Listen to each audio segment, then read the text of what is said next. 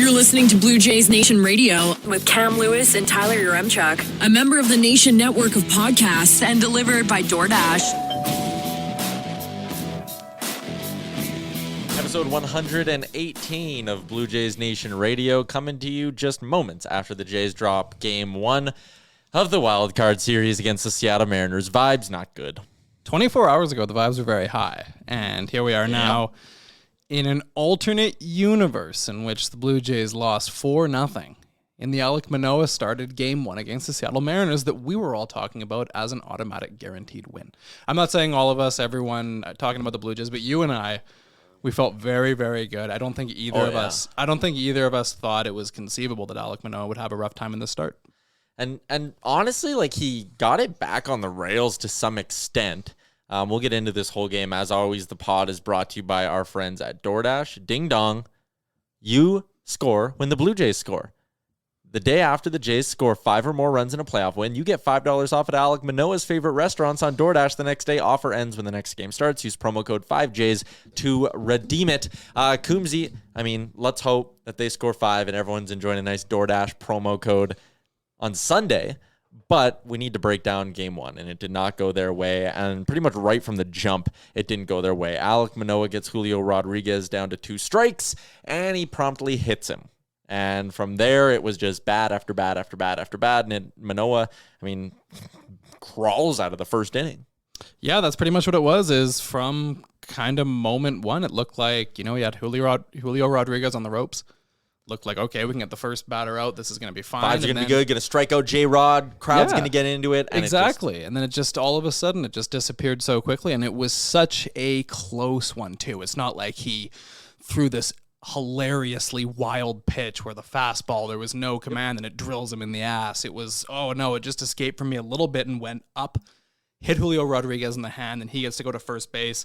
Next guy, Ty France, he gets to ground out, but then Eugenio Suarez hits the double, and it was just clear after that. The nerves were very high. Alek Manoah was shook. He lost it for a bit there. He did, yeah. And he gave up the 2-run bomb, and then we saw him struggle with the strike zone. To Manoah's credit, after that, it was good. Like, again, if you take out the first inning, it's 4 2/3 with only 1 earned run. But it's just, I think you're right. The nerves definitely appeared to have got to him, or he got a little rattled after the first 2 base runners. You kind of wonder, and it's never really necessarily the best thing to do with baseball, playing the what-if game, given the margins are so thin, and it's a game of centimeters, really. It's hard not to look back and wonder, what if that pitch to Rodriguez was a little lower, a little more inside, and it didn't hit him? Because it really does feel like, Alek Manoah, I think he led Major League Baseball in hit batters this year. It's kind of one of the areas where he struggles. And you kind of wonder if that got in his head a bit, and he was then either trying to throw it too hard or trying to aim the ball, whatever it was. But that really seemed to shake him. Yeah, it really did. And then the other thing that was frustrating about this ball game, because again, like, Manoah settled in. If the Jays could have gotten the bats going at any point, they would have been back in this game. Like, it's not like that first inning totally crippled them. It's not like that first inning's really even the reason they lost, because they had some rallies. The frustrating part is that every rally came with 2 outs, where, again, the margin of error was so thin in those. Like, okay, Merrifield bloops one in, and then Springer gets on with a little chop hit, and you're thinking, okay, you got Bo and Vlad coming up here. You were only down, I think, by 3 at that point, and it's like, giddy up. Here we go. A little rally to get the guys back in it. Nothing happens. Yeah, I mean, you can't sit there and be like, the Jays went down 3-0 in the first inning. The game's over, given they scored 4.78 runs per game. It's not, it's not game over as soon as it's down by 3. This is a lineup that can score. But, man, Luis Castillo put together one of the more dominant pitching performances I've seen against the Jays, probably not just this year, but in quite some time. Like, that was a masterclass. He was, every time he got himself into any amount of trouble, and when he did get into trouble, it was because of a bloop and a squib. It was, Merrifield's little hard single. Contact. No hard contact at all. Nobody was barreling up on the ball. Like, they weren't drawing walks. Like, it was, the only way you're getting on is by hitting a little leaker. Like, it was just a master class. And then when they did have their chances, both Bo and Vlad came to the plate, and they had chances to drive in runs, and they couldn't, because Luis Castillo just stepped up and was dominant. And the other thing that was telling of just how nasty his stuff was, the combination, like, the Jays were missing swings everywhere. Like, if Castillo was just getting them with one pitch, and it was like constantly like sinker low or like slider away, and the Jays just couldn't adapt or couldn't adjust, that'd be one thing. But it was like hard sinker inside, slider outside. And then it was just hard sinkers down the middle that the Jays just weren't touching. Like pitches where you'd look at where they'd end up in the zone and you'd be like, how are you not hammering that? But I don't even fault the Jays because Castillo was just so deceptive. His stuff was nasty. And I will say, and this has been pointed out many a times on Twitter, it's going to be the whole narrative today. And it will be the narrative in the offseason if the Jays do wind up losing the series. Knock on wood, that doesn't happen. I don't think they're out just yet. But the point I'm getting to is Luis Castillo, of course, was a trade deadline pickup by Seattle. He was a guy that there was talk that the Jays had been kicking tires on. This was back in the wintertime too. Before they had still signed Yusei Kikuchi and before they had traded for Matt Chapman. This was talk at the trade deadline as well, but Seattle wound up spending 3 top 5 prospects to acquire Castillo, and he put together an excellent start. And I mean, people are spazzing out now, oh, the Jays, they should have gone all in and acquired this guy at the trade deadline. And unfortunately right now that is the difference, but I don't think you really necessarily know that at the deadline. Like this easily could have gone a different way. I mean, he hasn't been necessarily perfect since arriving in Seattle, but hey, their big move worked out for them. Yeah, it absolutely did. He goes 7 1/3, only allows 6 hits. And again, basically none of them were hard contact, strikes out 5. And the wild part about this Mariners team is they go from Castillo, who's touching triple digits, and then they bring in Munoz, and he's throwing, 103? That was just insane. I didn't expect, that's the thing is we've only seen Seattle a handful of times this year. We've heard their bullpen's good, but you don't know them that well. It's not the Yankees or the Sox or the Orioles or the Rays, a team we see all the time. We don't recognize these names like you would recognize a Felix Bautista, but then Seattle has 3 or 4 of those guys. Yeah. So that's the other thing that has me feeling a little down right now is the Jays struggled to hit really good pitching. And I look at what Seattle's going to be able to do with Ray and then Logan Gilbert and then also the stable of arms they have. And I kind of sit there and go, well, the Jays have to hit good pitching here. And we said yesterday on the pre-series podcast that, hey, if the Jays are going to win, their bats are going to have to stay red hot. Today, they certainly were not red hot. Are you at all nervous? I'm a little nervous they're not going to turn this thing around tomorrow. Are you?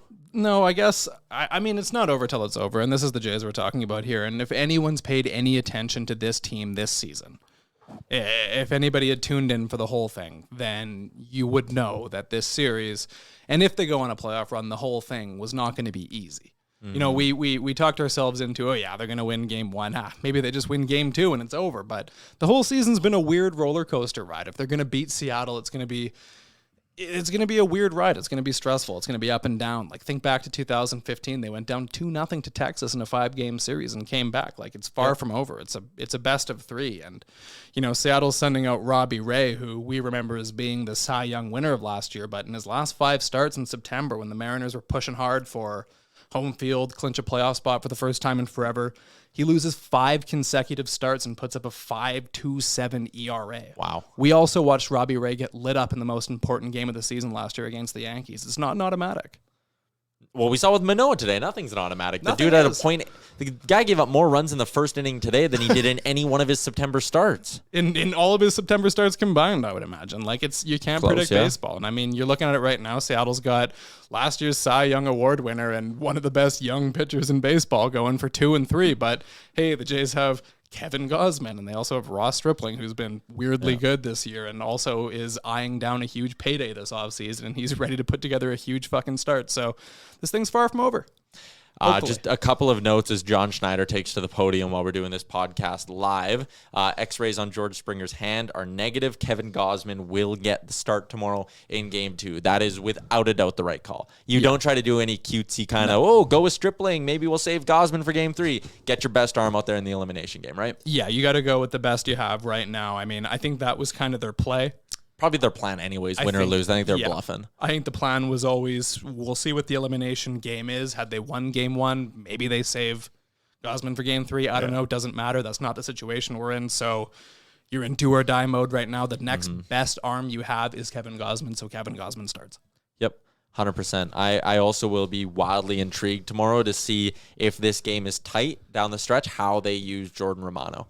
Because we really don't have much insight. As much as the Jays played big games down the stretch, they truly didn't have a do-or-die game down the stretch. Not even close. So what kind of mindset does John Schneider have coming into this? Is he going to be the guy who goes, it's tied in the 7th?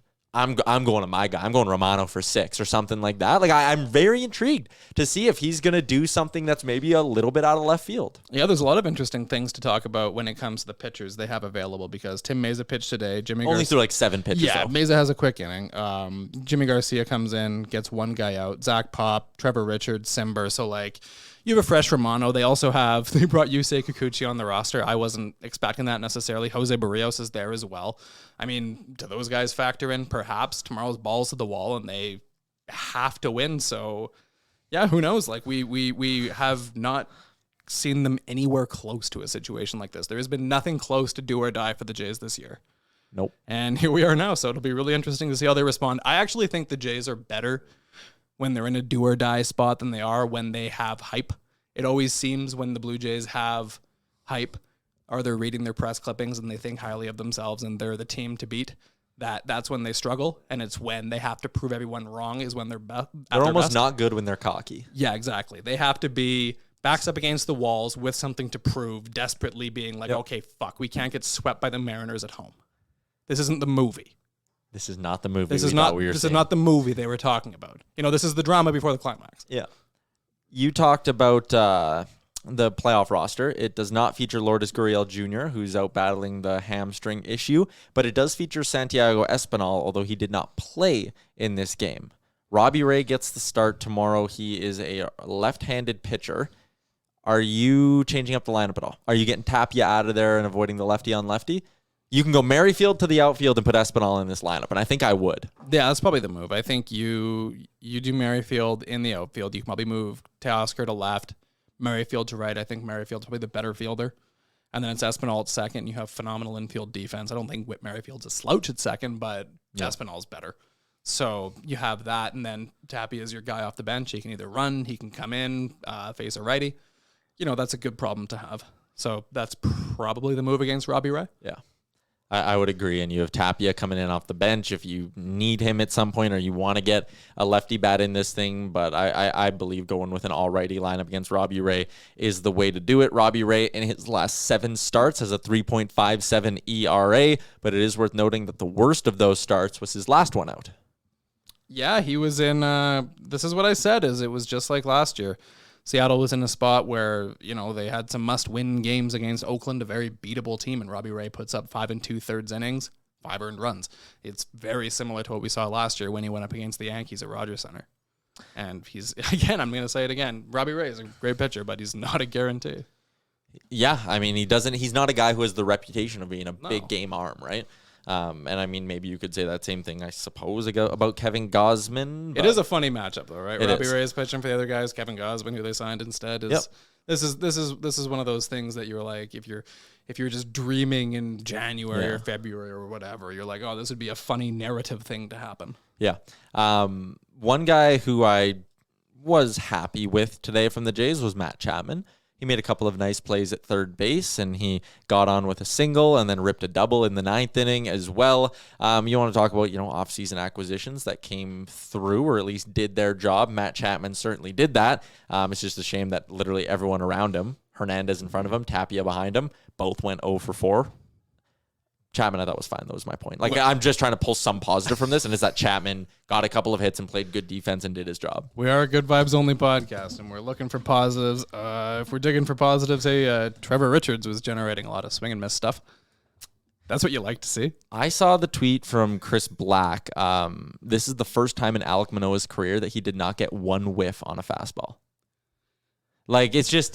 It's so annoying, man. When you have to read these stats about Castillo is the first Mariner to throw 7 innings of shutout ball in a playoff game ever. And this is the worst Alek Manoah's fastball has ever been in his major league career. And it's fuck, I just have one nice thing. Jesus. Hey, it's important to remember, look, the Mariners have never done anything in the playoffs. They're a very cursed franchise. If the Seattle Mariners were going to do their thing, it would be to win game 1 and then poop their pants afterwards.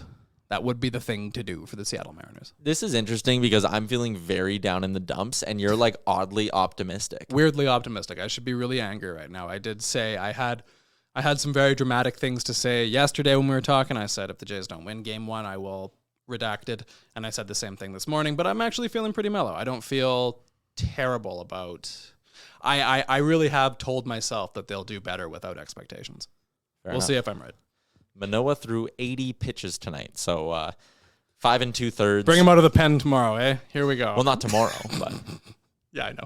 On Sunday, maybe he gets a chance to redeem himself, comes in for the save or something. Can you imagine something game fun. 3? I could see them just because they did pull him at 80. Like I could see Schneider saying that in the media, being like, he's available, just to like have that out there and have that as a little buzz thing. But there's no way you would ever use him on one day's rest, even if it's for like an inning out of the bullpen. That'd be a generally poor idea. Do you think we see Jose Barrios at all in this series? That's a good question. I mean, part of me thinks if we do, things have gone wrong. So I hope we don't. Yeah. That's probably a good way to view it. The best way tomorrow would go is like 6-7 Gosman innings. 7 1/3 Gosman, 5 outs from Romano. Yeah, you can use like a Tim Mesa in the middle there, sure, and then it's just nice and simple and easy. Or like the Jays win 12-2. Yeah, or that. Sure. It'd be great if they can just beat the wheels off of them and we can get a game 3 out of this thing. A couple of quotes coming in. Our friend Adam Lascaris is out on the beat. Manoah quote, we've got Gosman going tomorrow and Strip on Sunday. All hands on deck, game 3. And Manoah also was asked what he expects from Robbie Ray tomorrow, and Manoah simply said, I expect us to come out swinging, also adding that he wasn't good enough in this game. So, yeah, generally not a great afternoon. Didn't get any sort of a nice playoff moment, nothing that really fired you up. The Jays just kind of came and went seemingly without much of a fight. And that's just the most frustrating part for me is we get so jacked up for playoff baseball. Haven't been excited for a Jays playoff game since 2016. And they kind of just lay that egg. That's why I'm just feeling so down as I was probably did it to myself by getting so excited about the start of this thing. But damn. That is baseball. That's yeah, it is. It's designed to do that to you. It's, you know, they had ridden him with so much momentum and then, but that is the sport. That is the sport. I really don't even think, like, we wanted to do a full pod today, but, we could talk about the other series, I guess. The Cleveland-Tampa Bay series went literally exactly how we expected it to. At least that's exactly how that game... It was so boring.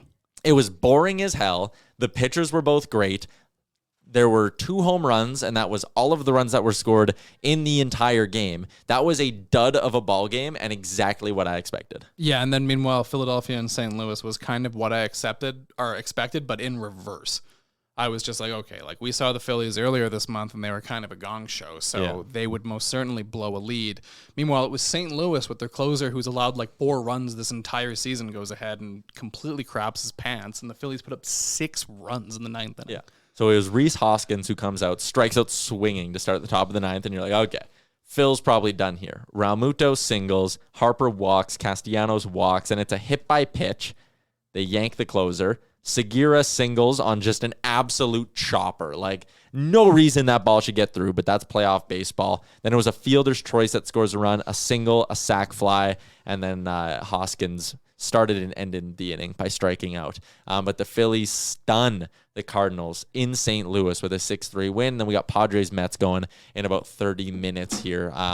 You said Jays in 3, so your prediction is still alive. My prediction, and what I bet the most heavily over with our friends at PointsBet Canada, was Blue Jays to sweep this series. So I'll be looking to redeem myself tomorrow with maybe a nice little Kevin Gausman prop or something along those lines. But yeah, must win tomorrow. Back against the wall. It's simple as that. Yeah, that's pretty much it. I mean, we all... It wasn't going to be easy, and you mentioned it. It wasn't going to be easy. They were down 2-0 to Texas in 2015 or whatever, right? Like, or 2016. It was 2015. They were down to Texas 2-0. Yeah, sorry. Yeah, they swept Texas the next year. They were down 2-0 in Texas that year, and we were down in the dumps after those 2 games, and they found a way to turn it around. So there's not a long ways to go because, again, if this was a best of 5 and you lose game 1, like you'd be feeling pressure heading into game 2, obviously, and we'd be treating it like a must-win, but it wouldn't. But it's pretty crazy that it is like quite literally already a must-win 20 and a half hours from now. Yeah, I mean, then that's, again, I'm going to say it for like the 10th fucking time. It's baseball. It's, we came into this expecting Alek Manoah was going to dominate. He didn't. Somebody else did. The Seattle Mariners put together a good game 1. Now here the Jays are, backs up against the walls, and we're going to see whether they can handle it or not. This has been the thing all year. People have been, oh, geez, they're not this, they're not that. They can't handle the big moment. I guess we shall see. Do they do it, and who's the hero? I don't know. I still feel like it's going to be somebody weird, somebody unexpected. It's going to be somebody under the radar, like like a Biggio, somebody that we've crapped on all year. I think that would be funny. Zimmer's not on the roster. I thought he was going to have a big moment. Maybe it's Espinal getting in the lineup. Yeah, Espinal could be the one. I really do think we're poised for a big Vladdy moment here. It'd be unfortunate if we didn't get one. Yeah, I'm going to say that. I'm going to say the Jays do it. They win in 3 because I am eternally the optimist. You are feeling optimistic, though, so I'll give you that. I was expecting you to come in here and be like, they're done, they blew it, it's over. But Coombsy's optimistic. I am going to find the light after having a couple of beers, and I'm going to say the Jays do it in 3 with Vladdy hitting 2 dingers in the next 2 games. How about that for a prediction? That makes sense. Can I get the juice going a little bit? Yeah, Come exactly. on. There we go. We're a good vibes only podcast. That's what we are. That's what we do. All right. It's a quick post-game podcast. Thanks for tuning in. Shout out to our friends at DoorDash. Ding dong. Just a reminder, if the Jays score 5 runs or more in a playoff win, you get $5 off Alek Manoah's favorite restaurants on DoorDash the next day. Offer ends when the next game starts. Use the promo code 5Jays to redeem. Let's hope you do that on Sunday. Let's hope this is not the last time we are breaking down the Toronto Blue Jays this season. Because, I mean, we'll have our off-season podcast. But you know what I mean. Hopefully we want to talk about more series. We want to do another series. That's what we want to do. We do. All right, Coombsy. Enjoy game 2. Enjoy game 3. And hopefully we chat soon. Hopefully. Best wishes. Thanks for tuning in to Blue Jays Nation Radio, a member of the Nation Network of podcasts and delivered by DoorDash. Don't forget to like and subscribe wherever you get your podcasts from to never miss an episode.